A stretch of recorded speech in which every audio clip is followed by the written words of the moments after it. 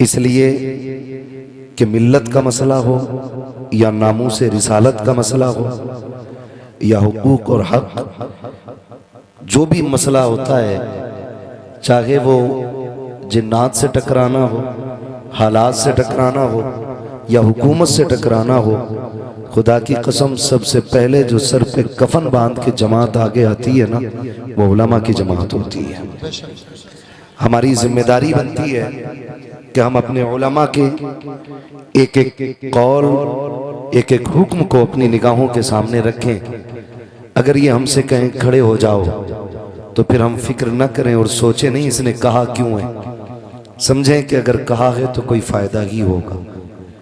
मैं आपको याद दिला दूं कि इस बीच में जितने भी नामूस रिसालत पर होने वाले हमले हैं या जो भी बकवास हुजूर की इज्जत और नामूस के खिलाफ की गई है, उनमें सबसे आगे सिर्फ और सिर्फ उलमा की जमात नजर आई है।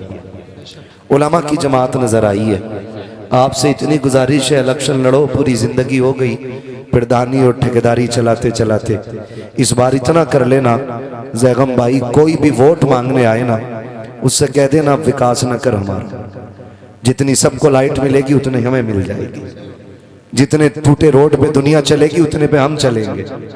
रह गई हाईवे की बात, तो न तुम फ्री गुजरते हो ना हम फ्री गुजरते, पैसा तुम देते हो पैसा हम देते।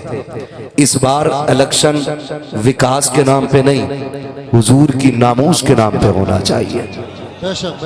हमारा वोट उस शख्स को जाएगा जो हमारे नबी की नामूस की हिफाजत की बात करेगा। ये ख्याल रखिएगा, हमारा काम लड़ना नहीं है इलेक्शन, ना हम आएंगे आपसे वोट मांगने के लिए। हमारा काम सिर्फ इतना है कि हमारा रिश्ता हुजूर से जितना मजबूत से मजबूत हो सके उसे मजबूत से मजबूत तर बनाया जाए। समझेंगे ना इंशाअल्लाह। बाकी कोई भी बंदा आके कहे कि भाई मैं क्या क्या मिलता, बेरोजगार भत्ता है, कॉलोनी, ये तो नहीं बैठे हो, चुप बैठे हो है ना, कॉलोनी ये 70 वाली 3.5 लाख वाली दिलवा देंगे, लात मार देना। कहना बिना छत के तो गुजारा हो सकता है, बिना महबूब रब के गुजारा नहीं हो सकता है। यही हमारा ऐलान रहना चाहिए। अगर हमारा वोट चाहिए तो विधानसभा में, संसद में हमारे नबी की नामूस की बात उठाओ, हमारे नबी की अजमत की बात करो और उन जबानों को ताले लगवाओ जो मेरे नबी के खिलाफ भौंकती है। वोट नहीं, हमारा लहू भी तुम्हारे लिए होगा। और अगर आप ये नहीं करते, सिर्फ 5 साल की सूखी रोटी का लालच लेके आए हो, तो मुंह पे मार देंगे तुम्हारे, इसलिए कि हम तुम्हारे टुकड़ों पे नहीं, हम अजमेर वाले के टुकड़ों पे पलते हैं। हम तुम्हारे टुकड़ों पे नहीं, अजमेर वाले के टुकड़ों पे पड़ते हैं। और तुम्हारी औकात क्या है, तुम हमें 5 साल पाल सको, तुम 5 सेकंड हमें नहीं पाल सकते हो। यह सिर्फ रब्बे कायनात की जात है जो पूरी कायनात को पाल रहा है। ये सिर्फ उसी की जात है जिसने कायनात को पाल रखा है। तो अपने उलमा का साथ देंगे इंशाअल्लाह, वादा करें इंशाअल्लाह। इंशाअल्लाह हमें सबसे बड़ा झूठा दलाल बन के आता है इलेक्शन में। सही बात। वो आके कहता कसम से चच्चा मेरा भरोसा करो, तुम्हारी गली पक्की जरूर होनी है। वो बिछने वाली ईंट से तो पक्की नहीं होती, वो गिरने वाली ईंट से जरूर पक्की हो जाती है। तो भरोसा नहीं, जरूरी है कि हम रोडों पे चलें। वो कहा था ना किसी ने, जो उनकी इज्जत पे आंच आई, हम अपनी इज्जत का क्या करेंगे। जब हुजूर की इज्जत नहीं रही तो फिर हम रोडों का क्या करेंगे यार। तो मुबारक हो तुम्हें पक्के महल्लात, हमें कच्ची झोपड़ी में हुजूर की इज्जत प्यारी लगती है। तो हमने आज तक अपने उलमा को नजरअंदाज किया, जिसके नतीजे में हमें ये दिन देखने मिलेंगे, ये दिन देखने मिलेंगे।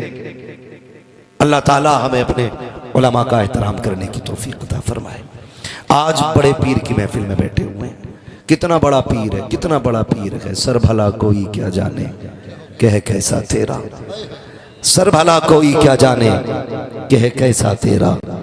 औलिया मलते हैं आंखें, वो है तलवा तेरा।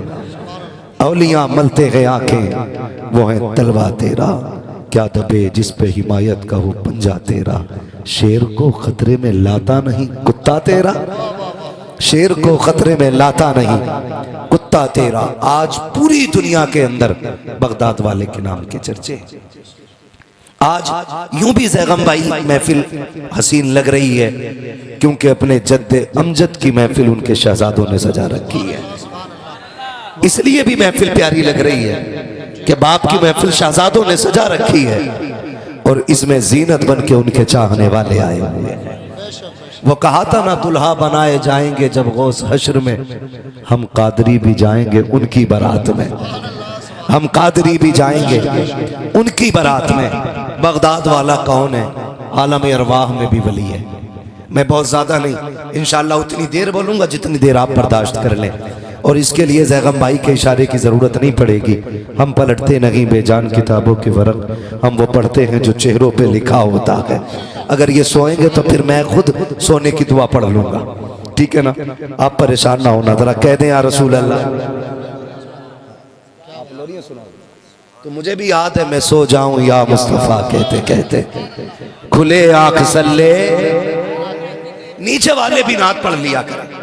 ये अल्लामा ज़ैगम साहब, वहाँ अबरार मिसबाही साहब, तहसीन साहब, ये जितने उलमा है ना सादात इकराम, ये आपसे भी कहते हैं, हम भी कहते हैं, आप भी पढ़ो। हमारा क्या फायदा? हमारा बस इतना फायदा पढ़ने में, आपको जो नेकी मिलेगी ना उसके बदले में हमें भी मिलेगी, इतना हमारा है। लेकिन बड़ा फायदा क्या है? हम ये चाहते हैं कि सिर्फ मिंबर वाले नहीं, महफिल में जितने लोग बैठे सारे नात पढ़ा करें। क्यों? ताकि क़यामत में जब हुजूर हसन को आवाज़ दें तो पहले मदीने का हसन आगे आए, फिर बरेली का हसन आगे आए, फिर सारे गुलाम पीछे पीछे चले आए, है ना? लाजिम ये नहीं है कि 4-5 दीवान पढ़ के निपटो तभी हसन बनो। क्या बात है? 3-4 कलाम पढ़ के हटो तभी आपका नाम सना खानों में आएगा। याद ना हो तो याद कर लो, जब मिस्र में हुस्ने यूसुफ की बोली लगी, अमीरों की तिजोरियां खुली, लोग हीरे जवाहरात लेके हुस्ने यूसुफ के खरीदार बन के खड़े थे ना, वहीं पे लोग तमाशाई बन के खड़े थे। उसी भीड़ में 5 शेर रुई का काता हुआ धागा लेकर के एक बूढ़ी भी आई थी, उसने हटो बच्चों का शोर बुलंद किया। नौजवानों ने कहा कौन है?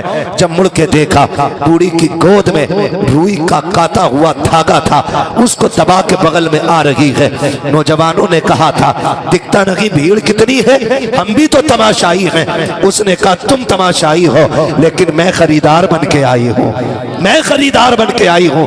तब देखने वालों ने कहा था, हंसे, क्या खरीदने आई है? कहा जिसको सारे अमीर खरीदने आए हैं उसे मैं भी खरीदने आई। गौर से सुनिएगा, मैं कुछ बताना चाहता हूँ। वाकया तो सबको पता होगा जी, क्योंकि यूसुफ जुलेखा की मोहब्बत बुड्ढे बुड्ढे को पता है। क्या बात है? भले ही मसला अपनी बीवी से ना हो कतई, है ना? तो ये दास्तान सभी को मालूम, लेकिन ये बीच बीच में शेर पढ़ने का मसला बता रहा हूं। आधा मिसरा तुम पढ़ो, आधा हम पढ़े, उस बात को मैं समझा रहा हूं। उसने कहा था तू किधर? उसने कहा जहां अमीर आए हैं वहां हम भी आए हैं।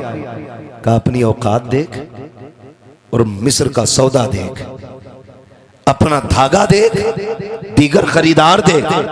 अजीजे मिस्र के हीरे जवाहिरात सारे चढ़ चुके हैं, लेकिन अभी यूसुफ के हुस्न का सानी तक ना बन सके हैं, हम पल्ला नहीं हो सके हैं। तू खरीदने आई है? उसने कहा हट पगले, जाने तो दे, लाइन में लगने दे।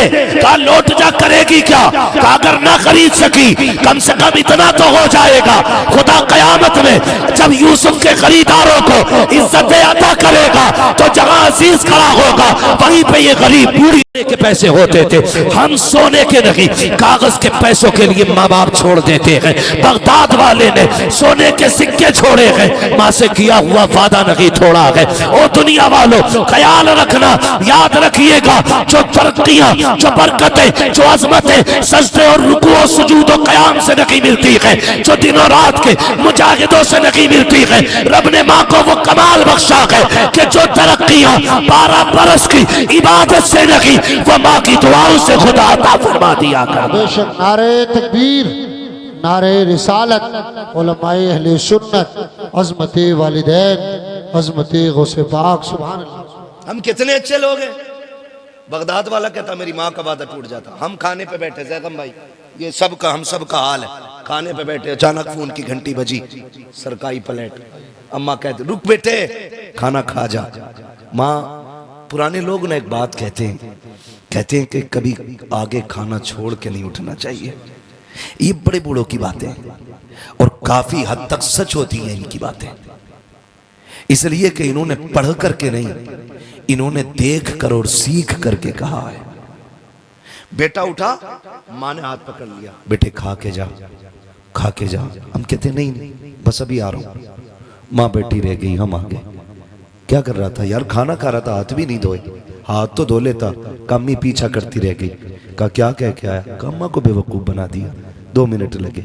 नादान, माँ को बेवकूफ न कहे।